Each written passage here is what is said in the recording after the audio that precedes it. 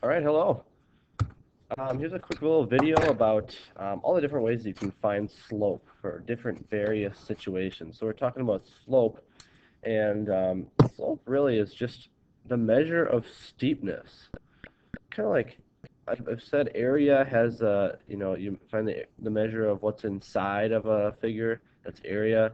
Perimeter is the measure of the outside of the figure, the perimeter. Um, Slope is putting a number to what's the measure of steepness would be. So the measure of how steep something really is. All right, so we have that there. And really there's 3 or 4 different ways you can think about it. So first of all, we're going to look at when you look at a graph. For a graph, we're going to use the letter M. M is our letter for slope. And you should get used to letter M as slope. But if we use the letter M, for looking at a graph, you can think. Mr. Meineke, could you call the office, please? You think that M equals rise over run. So you think of rise. Again, steepness has to do with like how steep something is, or slope has to do with how steep something is. So a lot of it has to do with your vertical change. So you can also say or vertical change over horizontal. But really what I'm looking for here is rise over run. We're going to figure out what the rise over run is. Second way, more if you're looking at a table of values, looking at a T-chart, it might help you to think of slope as, well, let's think of rise. Rise would be the up and down axis, so that would be the y-axis. So really it's a change in the y's, change in y values over the change in the x values. Because run would be left to right, it would be the change in the x values. And the last way that I want you to think about it is when you have 2 points, 2 coordinate points.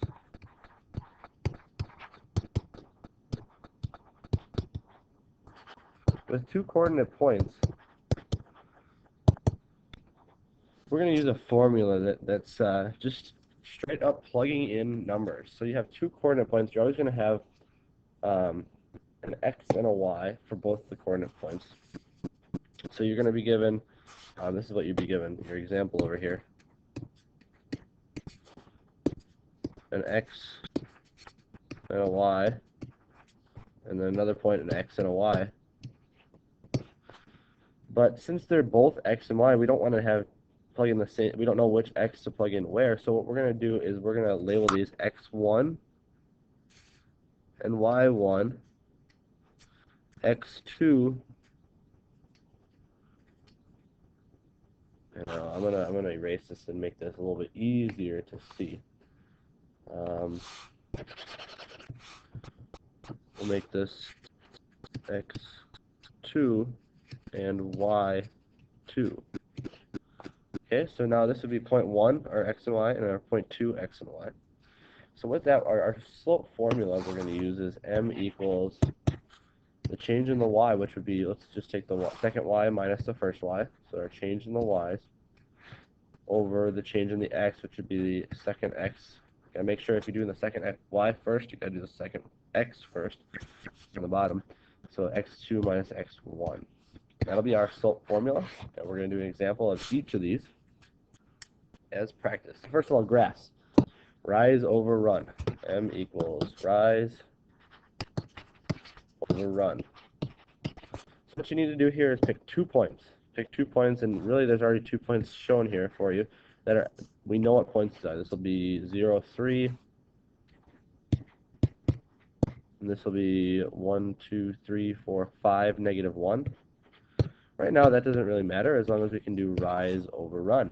So let's go from left to right, just like we're reading a book. So in this case, the rise is going to be going down, so it's negative. You have to go down 1, 2, 3, 4. So that's a negative 4 rise. And then let's go over run. It'll be 1, 2, 3, 4, 5. So that's a positive 5. And if slope is rise over run, for this one, m equals the rise is negative 4 over the run, which is 5. Okay. So you're going to be making right triangles just with the vertical and the horizontal lines that go from one point to another. And that'll tell you the rise and the run. Okay? So let's try another one. You can pause this and try this one on your own if you'd like, or you can follow along. So for this one, again, we want to do rise over run. And we got to pick 2 points that we know are points here. So we can do, let's pick this point. We know that's a point right there. Looks like this one is. Let's go with this one just in case. So with that, we can take our left point. We can get to our right point using vertical and horizontal lines. Let's do the rise first. Up 1, 2. So that's a positive 2 this time. Then you got to go over 1, 2, which would also be a positive 2. So the rise is 2. The run is 2.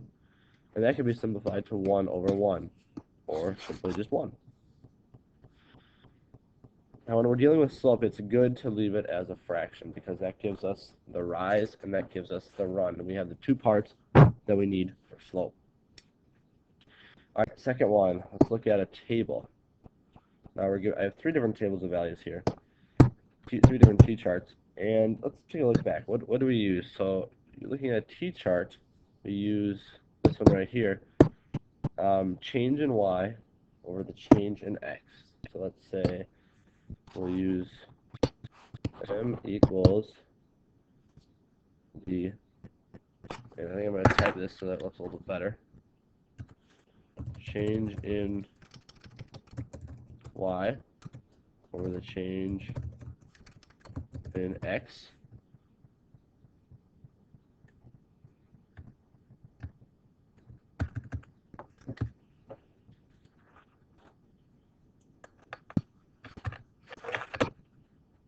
One second here.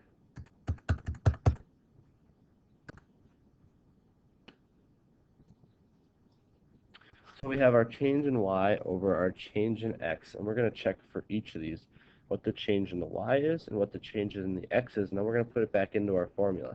So let's look at this first one, number 1 here. Let's look at the change in the y. So if you go from 2 to 5, you add 3 to get there. 5 to 8, you also add 3. So we're adding 3 all the way through here. Adding 3. Okay. Now over the change in x, and we can put that into our formula right away. M equals change in y is going to be 3. And as you change 3 in y, we change positive 1 in the x's. These are all plus 1 here. So that means our change in the x would be 1, and we're done. Our formula tells us the slope is the change in y over the change in x, and that's what we have, the change in the y over the change in the x. So let's take a look at the second one here. We'll use blue for this one. All right, from 11 to 8, again, we're going to go from the top one to the second one. From 11 to 8, you can tell there's a difference of 3, but this time we're going down 3. And we're going down 3 every time. So these are all negative 3s. The change is negative 3. And as you go down 3 on the y side, and let me plug that in right away, we have negative 3 here as our change in y. This time we're going to go up 1. These are all plus 1 right here. All of these are plus 1. Okay, and as you go up 1 there, so this would be a positive 1, and our slope is negative 3 over 1. All right, last one. Still using the change in y over the change in x. So let's see, let's do m equals, let's see what the change in the y's are. This looks like 2, 4, 6, 8. You're all going up by 2. So it's a positive 2. Put that on the top. And then the change in the x would be plus 1, 2, 3, 4. So it's all going up by 1. Plus 1. And, whoops. With that, we can put our 1 on the bottom, and we have our slope is 2 over 1. That's simply how you go about figuring out the slope given a table, using the change in the y over the change in the x. Now the last one is, I'm just gonna give you 2 different points, and it could be just given points like this. You could use this for given points on a graph, 2 points. given 2 points in a table. The fact is, you can use a formula when you're just given 2 points. And I want to give my example here. I said this before. If you ever watch the, let's see, or if you've ever read The Cat in the Hat. Cat in the Hat has two, this is my artistic ability here now. Cat in the Hat has thing 1 and thing 2. And what I'm going to do is I'm going to clone that.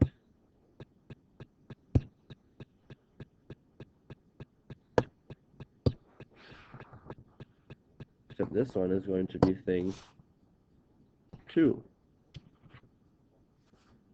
I think they have crazy blue hair too. Now the only thing different between thing 1 and thing 2 is one is thing 1 and one is thing 2. They're the same exact thing. They both have 2 arms, they both have 2 legs, they both have blue hair. But if we were talking about, and I'm sure you would agree with this, that they each have a left leg and they each have a right leg. But we don't know which is which if they're the same thing. So if we wanted to label their left legs, we'd have to give them a specific name. So this would be left leg. We'll say this is left leg 1 because it's of thing 1.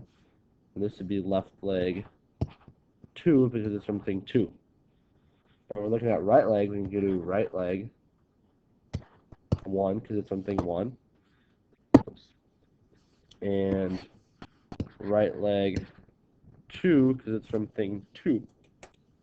So they each have a right leg and a left leg, but they are labeled based on which thing they are. This is exactly how we're going to do it with giving 2 points, because every point has an x and a y.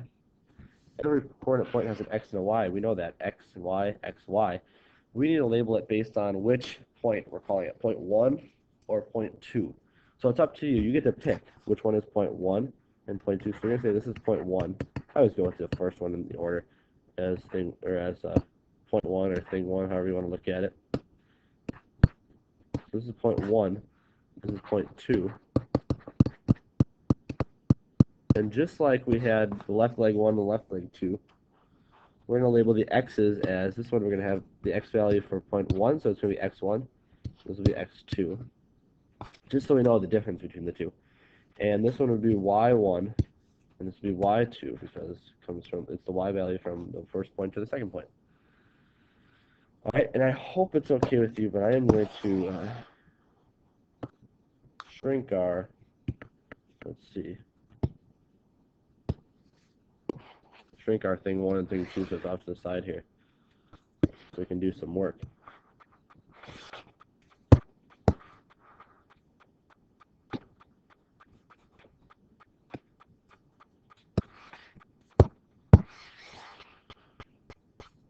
And we're going to use this formula that we're given earlier on. So remember, it's the change in the y and the change over the change in the x, and that would be the same thing as taking one y minus the other y over one x minus the other x. So we're going to do this. We're going to rewrite this. M equals y2 minus y1. So we're going to go with the second point minus the first point. Same thing on for the x's, x2 minus x1. Okay, that's our formula. And with 2 points, we can just plug it right in.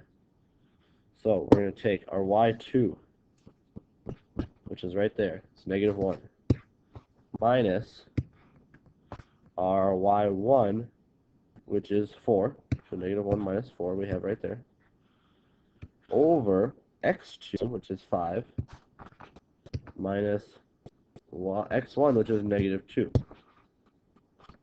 Okay, now we can do a couple things with that. We know that that's the same thing as negative 1 minus 4 over 5 plus 2, plus a positive 2. When you have two negatives next to each other, that becomes positive. And we can simplify that to negative 5 total on the top over positive 7 on the bottom. So that's our slope from those 2 points, just from plugging into this formula. As long as you label which is which, you're good to go. So we'll do one more example like this if you want to follow along. Let's just come up with 2 points here. Let's say we've got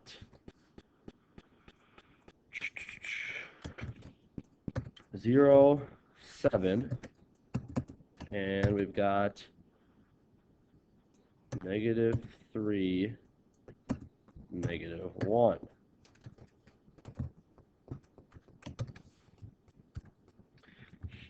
Okay, now, like the last one, we have to give each one which one is our point 1 and which one is our point 2.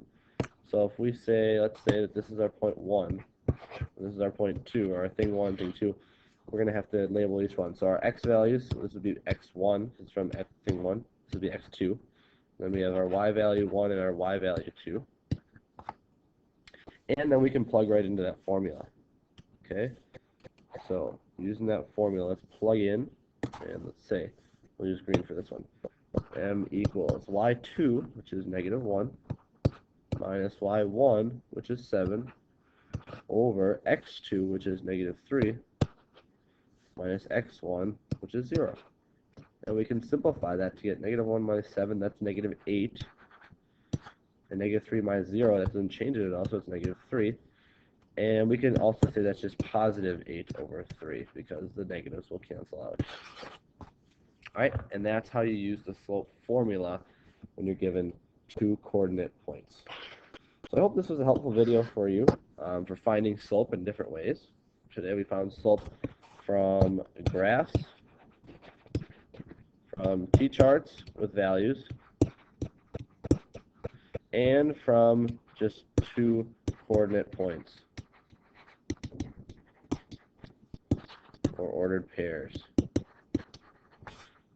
Alright, and I hope this helps.